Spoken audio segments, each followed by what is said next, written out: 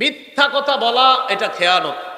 রাসূলুল্লাহ সাল্লাল্লাহু আলাইহি সাল্লাম বলেন, কাবুরাত খিয়ানাতান তুহাদ্দিসু হাদিসান হুয়া লাকা মুসাদ্দিকুন ওয়া আনতা বিহি কাযিব।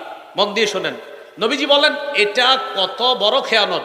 তুমি মানুষের সামনে যা বলতেছো, মানুষ ভাবতেছে হ্যাঁ এটাই সত্য কথা, কিন্তু তুমি জানো এটা মিথ্যা কথা। আবার দেখেন, নবী বলেন এটা কত বড় খেয়ানত, তুমি যা বলতেছো মানুষ মনে করে এটাই সত্যি কথা, কিন্তু আসলে এটা মিথ্যা কথা।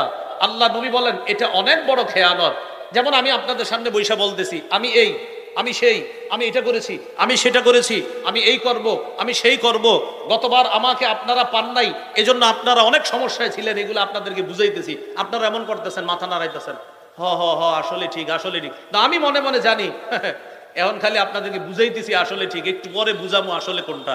তো নবী বলেন তুমি এমন কথা মানুষকে বলো আর মানুষ মাথা নাড়ায় বুঝায় যে তুমি সত্য বলতেছো, কিন্তু তুমি জানো যে তুমি মিথ্যা বলতেছো। নবী বলেন এটা কত বড় খেয়ানত, তুমি যে মানুষকে বলো যেটা মানুষ মনে করে সত্য, আসলে তুমি বলতেছো মিথ্যা কথা।